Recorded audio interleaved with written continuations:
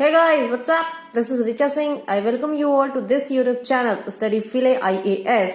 And today we are going to discuss about a very important topic of history, that is Vaishnavism, Shaivism and Tamil Bhakti movement. तो आगे बढ़ने से पहले एक बार हम देख लेते हैं कि लास्ट ईयर में क्या इस टॉपिक से अभी तक कोई क्वेश्चन हिस्ट्री ऑप्शनल पेपर में पूछा गया है या नहीं पूछा गया है. तो let's have a look.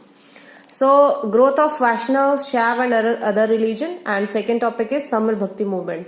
Till now, no questions have been asked from this part of the syllabus. तो इसकी हाई प्रोबेबिलिटी बनती है कि यूपीएससी में ask questions from this area. और क्योंकि Vaishnavism, Shaivism and Tamil bhakti movement जो है वो वेरी इंपॉर्टेंट टॉपिक है, very important topic of history. हमारी हिस्ट्री जो है उसका काफी अभिन्न हिस्सा जो है वो रहा हुआ है.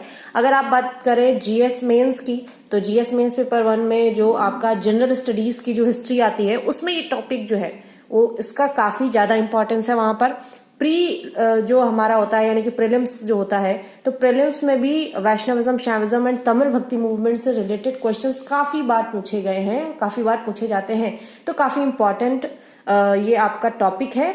अगर आप प्रीलिम्स के पर्सपेक्टिव से देखें तो भी it is very important, mains general studies के पर्सपेक्टिव से देखें तो भी it is very important, and history optional का तो ये टॉपिक ऑलरेडी यूपीएससी ने मेंशन कर रखा है, तो वो तो हमें पढ़ना ही है. सो लेट्स स्टार्ट.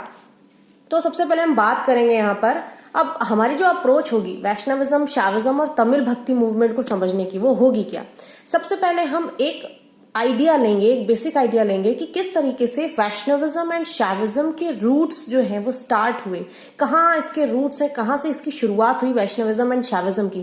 क्योंकि जो तमिल भक्ति मूवमेंट है वो हमें 10th सेंचुरी में देखने को मिलता है, और जो वैष्णविज्म, शैविज्म है यानी कि लॉर्ड विष्णु में जो भक्ति है और लॉर्ड शिव में जो भक्ति डिवोशन जो है वो देखने को मिलता है, वो हमें काफी पहले से देखने को मिल रहा है.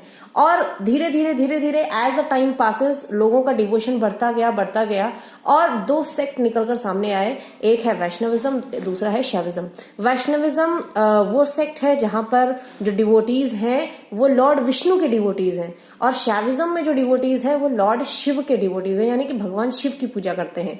और यही दोनों जो सेक्ट हमें सामने निकल कर आए हैं, वैष्णविज्म एंड शैविज्म, इन्हीं दोनों सेक्ट्स के जो आपके सेंट पोएट्स हैं उनकी वजह से एक नया मूवमेंट स्टार्ट हुआ जिसको भक्ति मूवमेंट के नाम से हम लोग जानते हैं. और क्योंकि ये जो भक्ति मूवमेंट है ये आपका साउथ इंडिया यानी कि तमिल कंट्री से स्टार्ट हुआ, तमिल स्टेट से स्टार्ट हुआ, इसलिए इसका नाम पड़ गया तमिल भक्ति मूवमेंट. तो सबसे पहले हम वैष्णविज्म समझेंगे, शैविज्म समझेंगे, हमें कहां से इसके एविडेंसेस मिले, कैसे पता चला कि वैष्णविज्म और शैविज्म जो थे वो कहां कहां प्रेवलेंट थे और इसका क्या इंपॉर्टेंस था. उसके बाद हम देखेंगे इसका थोड़ा सा एक फिलोसॉफिकल एस्पेक्ट भी देखेंगे कि कुछ हमारे पर्सनालिटीज हैं जैसे कि रामानुज हुए, जैसे कि माधव हुए, तो इनका क्या कंट्रीब्यूशन, क्या थिंकिंग, क्या फिलोसफी रही है वैष्णविज्म, शैविज्म को लेके, वो देखेंगे. Then we will talk about Tamil bhakti movement in a sequence. So let's start. अगर हम बात करें वैष्णविज्म की, तो the worship of gods and goddesses that ultimately came to be absorbed into the Vaishnava pantheon was visible in the period of 200 BCE to 300 CE. यानी कि 200 BCE से लेके 300 CE के बीच का जो पीरियड है, इसी पीरियड के बीच में गॉड एंड गॉडेसेस की जो वर्शिप हुई, वो वर्शिप इस तरीके से कैटेगराइज हुई कि उससे एक नया पैंथियन सामने में निकल के आया जिसको हम बोलते हैं वैष्णव, एंड उस चीज को बोलते हैं वैष्णविज्म. इसी तरीके से धीरे धीरे जब हम आगे देखेंगे तो सबसे पहले जिस सेक्ट की शुरुआत हुई, जो वर्शिप शुरुआत हुई, वो भगवान विष्णु की हुई. तो वैष्णविज्म हमें काफी पहले से देखने को मिलेगा. उसके बाद फिर जब हम बाद में बात करेंगे तो वहां पर हमें देखने को मिलेगा कि शैविज्म भी धीरे धीरे जो है उसका भी कहीं ना कहीं हमें रूट्स देखने को मिलते हैं. शिव की भक्ति जो है वो भी स्टार्ट हो चुकी है. तो 200 BCE से लेके 300 CE तक हम देखते हैं कि इस तरीके से वर्शिपिंग जो है वो शुरू हुई गॉड्स एंड गॉडेसेस की, कि उसने एक नए सेक्ट का नाम ले लिया वैष्णविज्म. अब ये विष्णु के बारे में ये सारी जानकारी और वैष्णविज्म के बारे में जो जानकारी है वो हमें कहाँ कहाँ से मिलती है. तो सबसे पहले we will talk about the evidences किस तरीके के एविडेंसेस हमारे पास है, कौन कौन से इंस्क्रिप्शंस है, वेद पुराण है जहां पर विष्णु या वैष्णविज्म या इस तरीके की चीजों के बारे में मेंशन हमें मिलता है। तो सबसे पहले हम बात करते हैं मत्स्य पुराण की। मत्स्य पुराण जो है इट मेंशंस 10 अवताराज ऑफ विष्णु। भगवान विष्णु के 10 अवतारों के बारे में मत्स्य पुराण जो है वो मेंशन करता है। अब ये जो 10 अवतार है उनमें से जो 3 अवतार हैं, कौन कौन से 3 अवतार? First one of Narayan, second one of Narasimha and third one of Vamana avatar. So these are 3 avatars which are divine in character. These are the divine incarnation of Lord Vishnu. ठीक है, नारायण, नरसिंह एंड वामन अवतार, these are the divine incarnations of Lord Vishnu. And remaining 7 अवतार, कौन कौन से 7 अवतार है इसके बाद? एक है दत्तात्रेय। ये चीजें वो मैं डिस्कस कर रही हूँ विच आर मेंशन इन मत्स्य पुराण। तो अगर आपको ये बताने को दिया जाए या आपके पास लिखने के लिए आए तो आप बता सकते हैं कि Matsya Purana mentions 10 avatars in which first 3 are the divine in character and the next जो 7 है they are human in character, यानी कि एज अ ह्यूमन बीइंग जो है लॉर्ड विष्णु का इनकारनेशन हमें देखने को मिलता है। First is Dattatreya, second is Mandhatri, next one is Parashurama. अब ये परशुराम, 2 राम है, एक है परशुराम, एक है Ram who was the son of Dasharath. तो ये जो परशुराम है ही was the son of Jamadagni and जो ये राम है ही वाज सन ऑफ दशरथ। तो परशुराम, राम, वेद व्यास एंड कृष्णा एंड कल्कि वो अवतार है जो बोला जा रहा है कि अभी नेक्स्ट जो अवतार है वो भगवान विष्णु का कल्कि का अवतार है जो कि कलयुग, घोर कलयुग में आएगा। ठीक है, it is a philosophical aspect of this.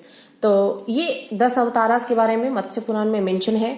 अब कई सारे ऐसे पुराणास हैं, कई सारे ऐसे, जैसे कि हम बुद्धिज्म और जैनिज्म की बात करें तो बुद्धिज्म के भी जो टेक्स्ट हैं उसमें कहीं ना कहीं कृष्ण को बुद्ध से रिप्लेस कर दिया गया है। कई जगह आपको देखने को मिलेगा कि वहां पर वेद व्यास के बाद कृष्ण की जगह बुद्ध को अवतार माना गया है विष्णु का। तो इस तरीके से अलग अलग पुराण में थोड़े बहुत चेंजेस जो हैं वो आपको देखने को मिलेंगे। अब हम बात करते हैं कि जो उस टाइम के रूलर्स थे, यानी कि ये जो आपका 200 BC से लेकर 300 CE तक है, तो इसके बीच में कुछ गुप्ता रूलर्स देखने को मिलेंगे, चोला, चालुक्याज, पल्लवाज देखने को मिलेंगे। और इन्हीं रूलर्स के पैटर्नाइजेशन की वजह से ही ये जो तमिल भक्ति मूवमेंट है वो इतना फ्लरिश हो पाया। तो अब बात करते हैं, सबसे पहले हम बात करते हैं गुप्ता एम्परर्स की। तो गुप्ता एम्परर्स जो थे वो वैष्णविज्म से कितना प्रभावित थे, ऐसे पता चलता है कि जो गुप्तास थे उनका जो एम्बलम था, ठीक है, the emblem of the Guptas was Garuda. Garuda जो बोलते हैं ना, गरुड़ की सवारी करते हैं लॉर्ड विष्णु, तो उनका वाहन है लॉर्ड विष्णु का गरुड़। तो Garuda became the emblem of Gupta emperors and from the time of Chandragupta second Gupta king had a title of Param Bhagavata. तो चंद्रगुप्त जो थे, चंद्रगुप्त जो सेकेंड थे, उनके टाइम से जो गुप्ता रूलर्स थे उन्होंने एक टाइटल लेना शुरू किया, परम भागवत। और भागवत उन्हें कहा जाता है who are the worshippers of lord Vishnu, तो उनको भागवत बोला जाता है। तो परम भागवत का टाइटल जो है उन्होंने लेना स्टार्ट कर दिया। अब परम भागवत अगर अपने को बोलते हैं, इसका मतलब है कि वो अपने को लॉर्ड विष्णु का वर्शिपर मानते हैं, डिवोटी मानते हैं। तो यहाँ से पता चला कि जो गुप्ता रूलर्स थे, यहाँ पे लॉर्ड विष्णु डिवोशन जो है उसका हमें यहाँ पर इन्फ्लुएंस देखने को मिलता है। और ये सारी चीजें उनके द्वारा काफी सारे इंस्क्रिप्शंस जो है जो बनवाए गए हैं, वहां से हमें ये चीजें पता चलती है कि Garuda was the emblem of Gupta rulers and during the time of Chandragupta second the rulers adopted the title of Param Bhagavata. Then if you talk about early Chalukyas, जो early Chalukyas rulers थे आपके, ठीक है, तो early Chalukya rulers जो थे उनका भी एम्बलम था। उनका एम्बलम क्या था? They adopted the emblem of boar incarnation जो था ना, वराह अवतार जिसे बोलते हैं, तो boar was the emblem of early Chalukyas. ठीक है, तो ये इनका एम्बलम था। तो अर्ली चालुक्यास का एम्बलम क्या था? बोर।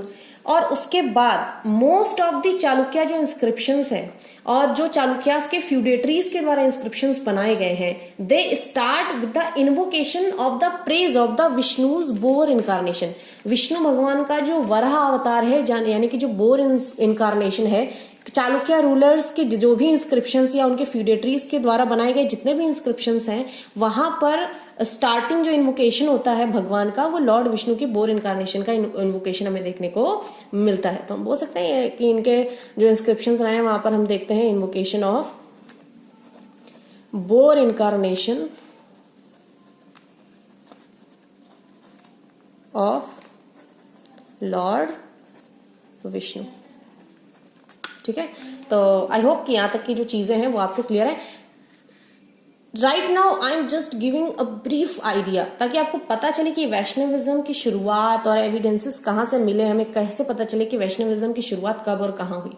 तो ये सारी चीजें हमें ये इंडिकेशन देती हैं कि कहीं ना कहीं लॉर्ड विष्णु के प्रति जो डिवोशन था वो काफी पॉपुलैरिटी पे था। किंग्स वगैरह जो थे खुद को परम भागवत बोल रहे हैं, वो इंस्क्रिप्शंस में लॉर्ड विष्णु का इनकारनेशन कर रहे हैं। तो यहाँ से हमें देखने को मिलता है कि वैष्णविज्म की शुरुआत जो है यहाँ से देखने को मिलती है। अब ये तो थे आपके अर्ली चालुक्यास, और भी कई सारे साउथ में किंग्स थे, जैसे कि अगर हम बात करें सम अर्ली पल्लवास जो थे, ठीक है, अर्ली पल्लवास की बात करें, या हमारे कुछ गंगा रूलर्स भी थे, ठीक है ना। साउथ, ये सारे साउथ के रूलर्स हैं, Ganga rulers and early Pallavas. तो they proclaimed themselves as the worshippers of Vasudeva Krishna. तो जो गंगा रूलर्स और अर्ली पल्लवास थे, उन्होंने खुद को वासुदेव कृष्ण का वर्शिपर माना है, ठीक है, वासुदेव कृष्ण का वर्शिपर माना है। तो ये भी वैष्णविज्म विष्णु की भक्ति से रिलेटेड है।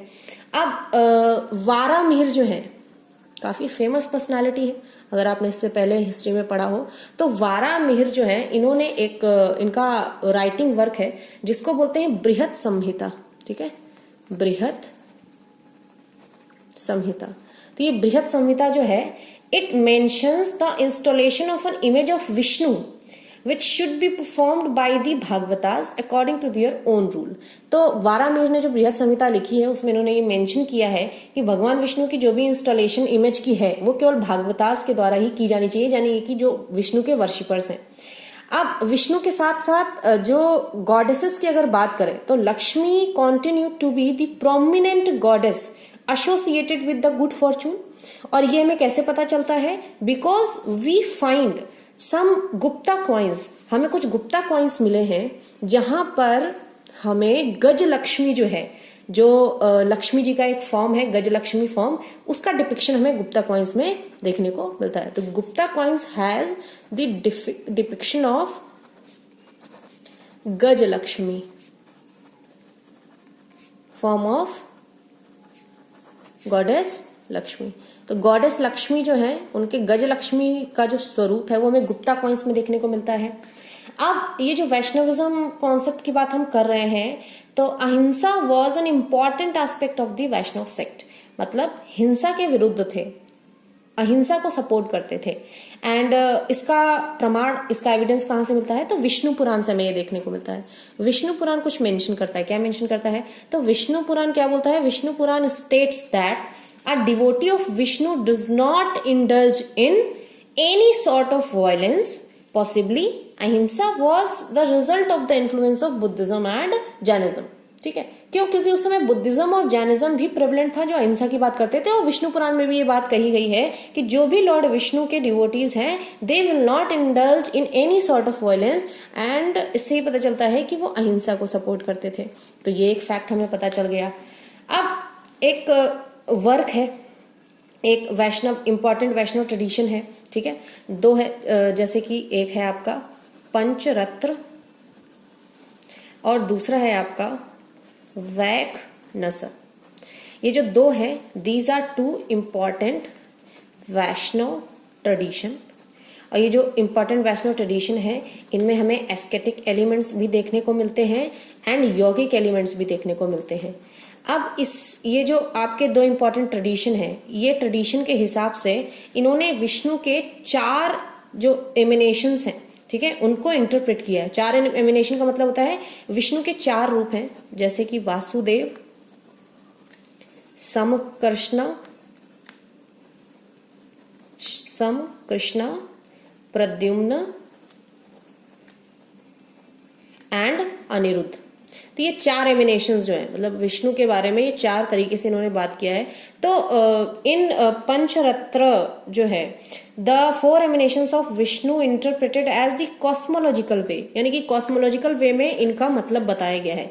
वासुदेव को बोला गया है सुप्रीम रियलिटी, सुप्रीम रियलिटी। सम कृष्ण जो है उनको बोला गया है प्राकृति, प्राकृति यानी कि नेचर, ठीक है।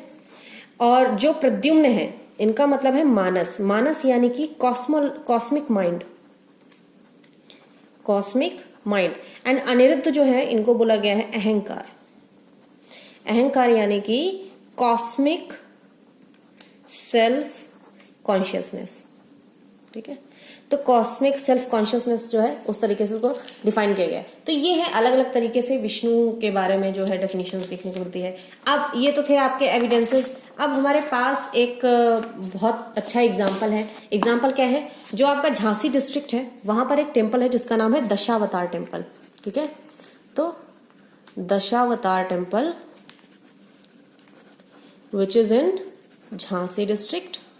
अब दशावतार टेम्पल की बात क्यों कर रहे हैं, बिकॉज दशावतार टेम्पल जो है Deogarh in Jhansi district, it contains the relief panels depicting many scenes associated with Vasudeva, Krishna, Narasimha and Vamana avatar. ये जो दशावतार टेम्पल है यहाँ पे हमें वासुदेव कृष्ण के बारे में काफी स्कल्पचर्स जो हैं वो देखने को मिलते हैं। जो आपके पैनल्स वहां पर बने हुए हैं वहां पर काफी सारे ऐसे सीन्स हैं जो वासुदेव कृष्ण को डिपिक्ट करते हैं, लॉर्ड विष्णु के नरसिंह अवतार को डिपिक्ट करते हैं, और साथ साथ जो वामन अवतार है लॉर्ड विष्णु का उसका भी डिपिक्शन हमें वहां पर देखने को मिलता है। तो ये चीज हो गई। एंड अगर हम बात करें इन स्कल्पचर्स की, तो one of the most impressive sculpture of these centuries is a colossal figure of Krishna effortlessly lifting the Govardhan mountain. आपने सुना ही होगा कृष्ण ने गोवर्धन माउंटेन उठाया था। तो गोवर्धन माउंटेन उठाते हुए लॉर्ड विष्णु मतलब लॉर्ड विष्णु के इनकारनेशन है यानी कि कृष्ण जी जो हैं उनके भी काफी सारे स्कल्पचर्स जो है वो हमें देखने को मिलते हैं। वैष्णविज्म का जो पॉपुलैरिटी है वो साउथ इंडिया में सबसे ज्यादा जो बढ़ा ये आपका जब तमिल भक्ति मूवमेंट शुरू हुआ, यानी कि जो अलवार सेंट पोएट्स थे, विष्णु के जो डिवोटीज थे, जो सेंट पोएट्स थे, जो विष्णु को मानते थे, उनकी पूजा करते थे, वैष्णविज्म सेक्ट को फॉलो करते थे, उनको अलवार सेंट बोला जाता है, ठीक है। तो वो जो अलवार सेंट थे उन्होंने कई सारे हिम्स पोएम्स बनाई और गाना बजाना किया, अलग अलग जगह गए, लोगों से मिले। तो उनके जो हाइम्स जो थे उनकी वजह से, अलवार सेंट के हाइम्स की वजह से साउथ इंडिया में वैष्णविज्म की पॉपुलैरिटी बहुत बढ़ गई थी। और काफी सारे इंस्क्रिप्शंस भी हमें देखने को मिलते हैं, जैसे कि अभी तक हमने डिस्कस किया है। काफी सारे इंस्क्रिप्शंस हैं जो हमें ये बताते हैं कि जो वैष्णव ट्रेडिशन है उसको काफी सारे रूलर्स ने पैटर्नाइज किया। जैसे कि हमने देखा गुप्ता रूलर्स थे, आपके चालुक्या किंग्स थे, पल्लवास थे, गंगा किंग्स थे, ठीक है। अब एक और हमारे पास एविडेंस है, वो है मेहरौली का आयरन पिलर इंस्क्रिप्शन, ठीक है। तो we have another evidence with us. This is Mehrauli's iron pillar inscription. तो मेहरौली का आयरन पिलर इंस्क्रिप्शन है और ये जो है ये चंद्रगुप्त के टाइम पे बना था, ठीक है। जो गुप्ता रूलर थे चंद्रगुप्त, और यहाँ पर हमें इस इंस्क्रिप्शन से ये पता चलता है कि गॉड विष्णु जो है उनकी एक मूर्ति जो है उसको सेटअप किया गया था। विष्णुपदा नाम एक जगह है, वहां पर लॉर्ड विष्णु जो थे उनका सेटिंग की गई थी उनकी आइडल की, ठीक है। तो ये तो हमारा था मेहरौली आयरन पिलर इंस्क्रिप्शन के बारे में। अब एक इंस्क्रिप्शन जो है वो और है, वो है आपका उदयगिरी केव में, ठीक है। तो उदयगिरी केव्स जो है वहां पर भी हमें एक इंस्क्रिप्शन मिलता है। वहां पर जो इंस्क्रिप्शन मिलता है और वो हमें ये इंस्क्राइब करता है कि वहां पर लॉर्ड विष्णु जो है और जो गॉडेसेस हैं, वहां पर जो पैनल्स बने हुए हैं, लॉर्ड विष्णु और गॉडेसेस के पैनल्स बने हुए हैं, और उस इंस्क्रिप्शन में लिखा हुआ है कि ये जो लॉर्ड विष्णु और उनके साथ गॉडेसेस हैं, उनका जो ये यहाँ पर डिपिक्शन पैनल्स में किया गया है, ये एक महाराजा ने करवाया है और वो maharaja was probably the feudatory of Chandragupta second. तो चंद्रगुप्त सेकेंड के फ्यूडेटरी के द्वारा उदयगिरी केव में भी लॉर्ड विष्णु और गॉडेसेस का पैनल डिपिक्शन हमें देखने को मिलता है। अब इन्हीं के आगे अब बात करें, अगले रूलर जो है वो है स्कंदगुप्त। स्कंदगुप्त के टाइम पे भी वैष्णविज्म को काफी पैट्रोनाइजेशन किया गया। कैसे किया गया, इसका भी हमें रिकॉर्ड मिलता है, वो है स्टोन पिलर इंस्क्रिप्शन, जो कि भीतरी रिकॉर्ड्स में आता है। ठीक है, तो भीतरी रिकॉर्ड्स में हमें ये देखने को मिलता है कि एक स्टोन पिलर इंस्क्रिप्शन है। स्टोन पिलर इंस्क्रिप्शन है जो हमें बताता है installation of lord Vishnu image. ठीक है, तो भगवान विष्णु की इमेज के इंस्टॉलेशन के बारे में बताता है। साथ साथ स्कंदगुप्त के ही टाइम पीरियड की बात है, एक और इंस्क्रिप्शन है जो है आपका Junagadh inscription which also tells us about the installation of image of lord Vishnu. और ये जो इंस्टॉलेशन है, ये एक टेम्पल बनवाया गया था पूरा का पूरा, और ये पूरा का पूरा टेम्पल जो है वो डेडिकेट किया गया था गॉड विष्णु को। और ये टाइम पीरियड है आपका 457 से लेके 458 जो सेंचुरी है, एडी है, ये टाइम पीरियड है। इस समय जूनागढ़ इंस्क्रिप्शन में हमें बताया गया है कि there was a dedicated temple for lord Vishnu, dedicated temple for lord Vishnu. ठीक है, तो कई सारे एविडेंसेस, इंस्क्रिप्शंस जो है अब तक हमें यहाँ पर देखने को मिले हैं। तो ये थी वैष्णविज्म की बात। अब हम बात करते हैं कि शैविज्म जो है उसकी शुरुआत हमें कहाँ से देखने को मिलती है। वैष्णविज्म हमने देखा है कि 200 BCE से लेके 300 CE तक देखने को मिलती है, और शैविज्म की शुरुआत जो है वो हमारी काफी लेट हुई है। 300 CE से लेके 600 CE जो है सेंचुरी है, वहां पर हम देखते हैं कि शैविज्म भी अब धीरे धीरे जो है वो शुरू हो रहा है, स्टार्ट हो रहा है। The popularity of worshipping of Shiva increased during this period and Shiva came to be associated with Ganesh, Kartikeya and river Ganga. तो शिव को गणेश के साथ जोड़ के देखा जाता था, कार्तिकेय के साथ जोड़ के देखा जाता था, और रिवर गंगा के साथ जोड़ के देखा जाता था। अब ये शैविज्म के बारे में जो हमें इंफॉर्मेशन मिलती है वो हमें शिव पुराण के द्वारा इंफॉर्मेशन मिलती है। ठीक है, तो जो शिव पुराण या शैव पुराण जो है वो हमें इंफॉर्मेशन देता है शैविज्म के बारे में, और it describe the various forms of the god and the installation of Shivalingas in the temples and indicate the existence of various Shiva sect. मतलब शिव पुराण हमें क्या बताता है, ये बताता है इंस्टॉलेशन ऑफ वेरियस शिवलिंगास। तो अगर शिवलिंगास का इंस्टॉलेशन हो रहा है तो जाहिर सी बात है कि ये इंस्टॉलेशन उनके डिवोटीज कर रहे होंगे। इसका मतलब है कि शिव की भक्ति करने के लिए उनके डिवोटीज भी जो है वो प्रेजेंट थे ड्यूरिंग दिस टाइम, और यहाँ पे शिव की भक्ति जो है वो काफी ज्यादा पॉपुलैरिटी गेन कर चुकी थी।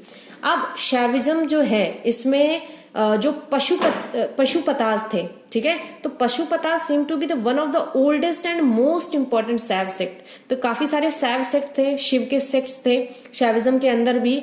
तो जैसे लिंगायत सेक्ट हो गया एक, जो काफी पॉपुलर है, आज भी तमिलनाडु में लिंगायत जो सेक्ट है वो काफी पॉपुलर है। इसी तरीके से एक पशुपतास सेक्ट थे, और ये इंपॉर्टेंट क्यों है कि it was the one of the oldest sect and very important, oldest and very important sect.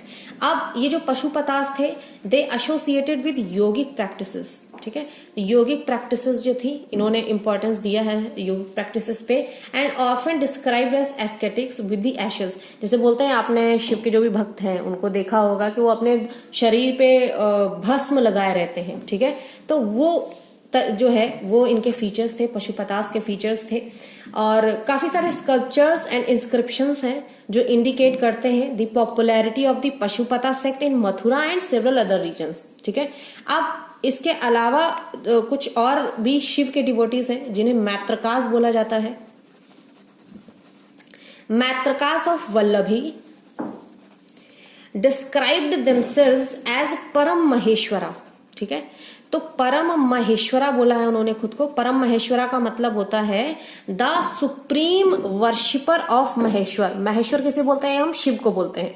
तो मैत्रकास भी थे जो खुद को शिव का सुप्रीम वर्शिपर बोलते थे। अब एक और इंस्क्रिप्शन है जो कि कुमार गुप्त के टाइम का इंस्क्रिप्शन है, ठीक है। अब ये कुमार गुप्त, चंद्रगुप्त, ये जो भी किंग्स के नाम मैं ले रही हूँ, I already have talked about all these things, ठीक है। अगर आपने पिछले वीडियोस देखे होंगे तो वहां पे मैं ऑलरेडी इन सब चीजों के बारे में बात कर चुकी हूँ, तो आपको ये सारी चीजें याद होनी चाहिए। तो कुमार गुप्त फर्स्ट के टाइम पे एक इंस्क्रिप्शन है, करम दंड इंस्क्रिप्शन।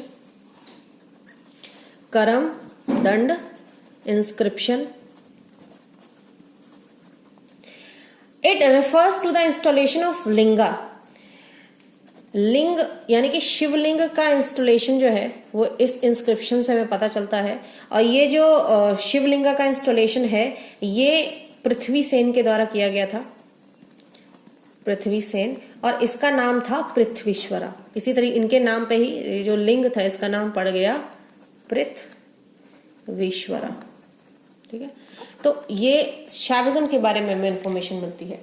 हमें कई सारे इंफॉर्मेशन जो है वो वैष्णविज्म के बारे में आसानी से मिलती है। शैविज्म के बारे में बहुत कम इंस्क्रिप्शंस हैं, लेकिन फिर भी जो भी इंस्क्रिप्शंस हैं वहां से हमें ये पता चलता है कि Shaivism was also flourishing during the time of 300 to 600 century CE. अब ये तो थी हमारा अर्ली जो हिस्ट्री थी, ठीक है, एंशियंट जो टाइम था, वो उस टाइम पे किस तरीके से इसका पॉपुलैरिटी जो है वैष्णविज्म और शैविज्म की बढ़ी। Now we will talk about कि what was the status of Vaishnavism and Shaivism during 9th and 12th century. तो 9th और 12th सेंचुरी में वैष्णविज्म का क्या स्टेटस था, क्या किस तरीके का था, वो हम बात करते हैं। तो अगर हम बात करें 9th and 12th सेंचुरी, तो the divine cowherd Krishna emerged as the major focus of the devotional worship. 9th century आते आते लॉर्ड विष्णु का जो इनकारनेशन था लॉर्ड कृष्णा वाला, तो काउ हर्ड यानी कि जो गोपाल वाला इनकारनेशन था, तो वो काफी फेमस हुआ। लोगों की वर्शिप जो थी, लोगों का जो डिवोशन था वो लॉर्ड कृष्णा की तरफ ज्यादा बढ़ गया। अब लॉर्ड कई सारे पुराणाज वगैरह हैं जहां पर हमें लॉर्ड कृष्णा के लाइफ के बारे में, यशोदा के बारे में, उनके जो मदर थी जिन्होंने उन्हें पाला था, और जो नंद बाबा थे उनके बारे में कई सारी इन्फॉर्मेशन जो हमें मिलती है। लेकिन राधा के बारे में जो इन्फॉर्मेशन है वो हमें काफी जगह पे नहीं मिलती है। राधा का एक जो कैरेक्टर है वो बाहर निकल के आता है जयदेव के एक वर्क से। तो जयदेव जो थे काफी अच्छी पर्सनालिटी, काफी फेमस पर्सनालिटी है जयदेव। जयदेव की एक फेमस राइटिंग वर्क है जिसे हम गीत गोविंद के नाम से जानते हैं।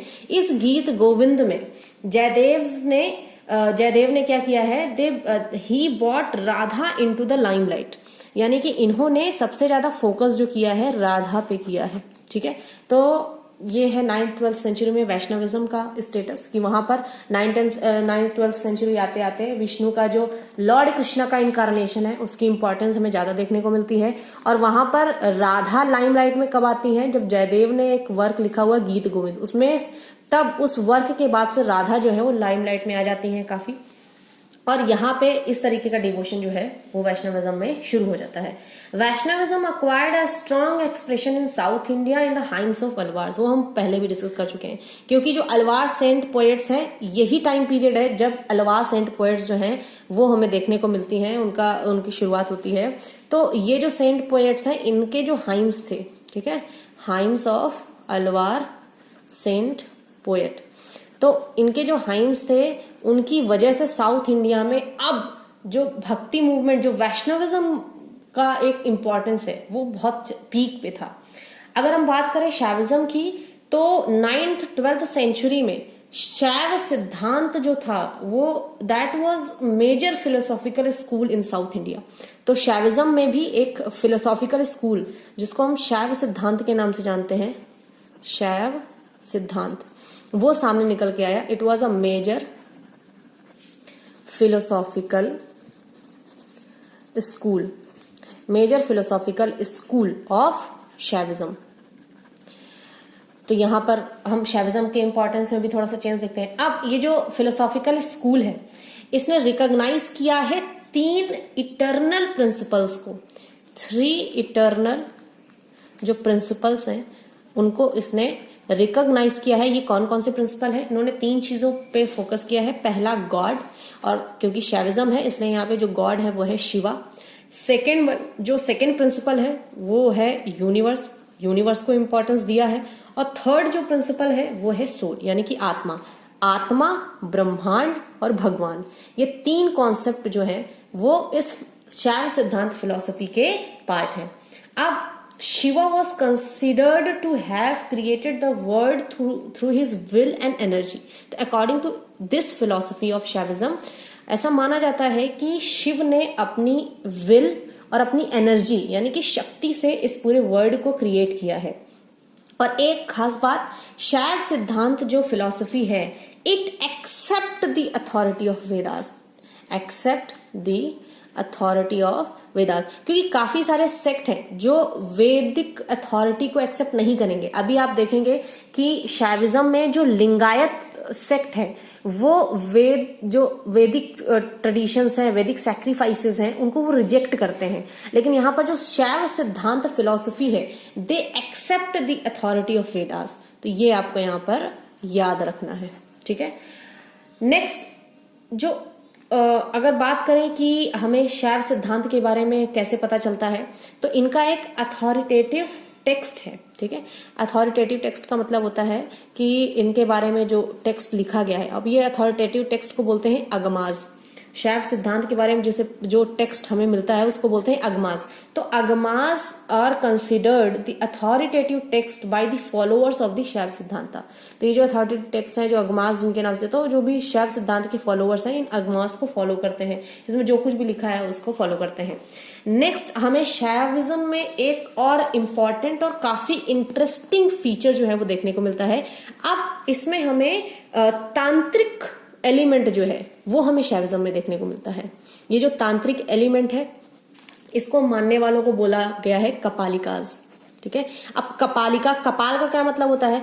जो आपका हेड स्कल होता है, ठीक है, तो वो खोपड़ी जो होती है उसको लेके, कपाल को लेके घूमते थे ये लोग, तो इसलिए इनका नाम पड़ गया कपालिका। एंड कपालिकाज वर दी तांत्रिक सैवाइट एस्केटिक्स हु लिव्ड इन फॉरेस्ट। ये जंगलों में रहते थे। And they are described as performing the penances, animal and human sacrifices, and sometimes practicing self-mutilation. Self mutilation भी परफॉर्म किया है इन्होंने, एनिमल ह्यूमन सेक्रीफाइसेस भी परफॉर्म करते थे, बहुत सारे, मतलब शरीर को बहुत कष्ट देते थे, और ये शिव की भक्ति करते थे गॉड को पाने के लिए। तो ये इनका ये जो एलिमेंट है ये तांत्रिक एलिमेंट है, यानी कि तंत्र साधना का यूज करके ये जो डिवोशन था शिव की तरफ था, तंत्र साधना का यूज करके अपना वर्शिप जो थे वो करते थे, अपनी पूजा पाठ करते थे। और इनका जो इन्फ्लुएंस है वो हमें 11th से 14th सेंचुरी के बीच में देखने को मिलता है। और ये जो कपालिकास थे ये स्पेशली जो एक्टिव थे वो कर्नाटका रीजन में एक्टिव थे, ठीक है। तो ये आपको, तो during 11th and 14th century the Kapalikas were active in Karnataka region and they practised the tantric way of worshipping, ठीक है। तो ये चीज आपको यहाँ पे याद रखनी है। तो ये था 11th और 12th सेंचुरी में क्या आपका स्टेटस था। अब हम बात करते हैं तमिल भक्ति मूवमेंट की, ठीक है। Now we will talk about, क्योंकि हम वैष्णविज्म के बारे में एक अच्छा खासा ब्रीफ आइडिया ले चुके हैं, शैविज्म के बारे में भी एक अच्छा खासा आइडिया ले चुके हैं। So now we will talk about Tamil bhakti movement. और एक चीज और आपको याद रखनी है कि यहाँ पर जो हमारा ये टॉपिक है इसमें शंकराचार्य के बारे में भी अलग से मेंशन है यूपीएससी में, तो हम शंकराचार्य की बात करेंगे, but we will talk about Shankaracharya in tomorrow's lecture, not today's lecture. In today's lecture we will talk about only Tamil Bhakti movement for now. और I hope कि अब तक की जितनी भी चीजें हैं वो आपको क्लियर है। And if you really like the way of teaching and if you are benefited from it, please do share, subscribe and like, because अगर आपका एक लाइक मिलता है उससे मुझे मोटिवेशन मिलता है आपके लिए और अच्छा कंटेंट लाने का। और जो कुछ भी ये टाइम गैप हो रहा है 10-15 दिन का या एक हफ्ते का, ये इस वजह से हो रहा है because I searched a lot, 2-4-6 sources से पढ़ती हूँ, फिर उसके बाद आपके लिए नोट्स तैयार होते हैं, then I make video lectures, ठीक है। तो मेहनत थोड़ी ज्यादा है इसलिए टाइम भी थोड़ा ज्यादा लग रहा है। So let's talk about Tamil bhakti movement. Tamil bhakti movement क्या है? कुछ नहीं है, बस शैविज्म और वैष्णविज्म। इनके आपके सेंट पोएट्स हैं जो भगवान के लिए अपने अपनी अलग अलग तरीके से पूजा पाठ कर रहे हैं। उनका अलग वे है वर्शिप करने का।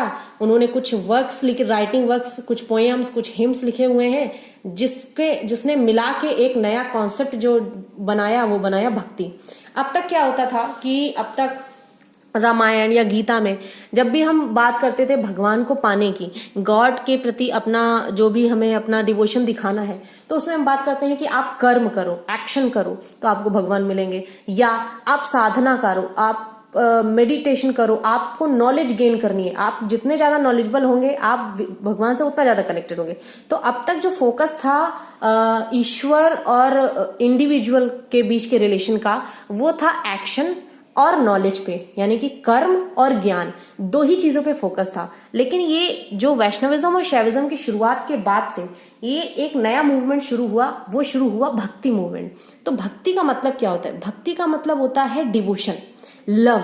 तो यहाँ पर जो थर्ड वे एक नया निकल के आया कि आपके पास नॉलेज नहीं है, कोई बात नहीं, आप एक्शन नहीं कर रहे हैं, कोई बात नहीं, अगर आपके पास प्यार है, if you have love, you have a true love and true devotion to god, you will get the god. ठीक है, आप भगवान को पा लेंगे, आप you will know about the god, आप भगवान को जान लेंगे अच्छे से। ठीक है, और आपका जो क्लोजनेस है, आपका जो रिलेशनशिप है, वो भगवान के साथ और भी ज्यादा स्ट्रांग बन जाएगा। तो लव एंड डिवोशन को जो है वो भक्ति मूवमेंट में ज्यादा इंपॉर्टेंस दिया गया है।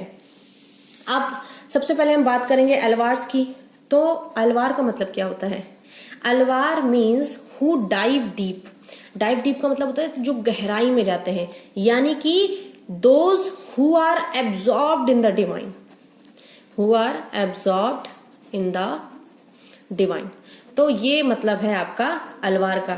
अब हमारे पास टोटल 12 अलवार सेंट है, ये आपको याद रखना है। हमारे पास 63 नैनमार सेंट है। नैनमार कौन है? जो शिव की भक्ति करते हैं, शैविज्म को मानते हैं, उनको हम नैनमार्स बोलते हैं, और जो विष्णु की भक्ति करते हैं उनको हम अलवार बोलते हैं।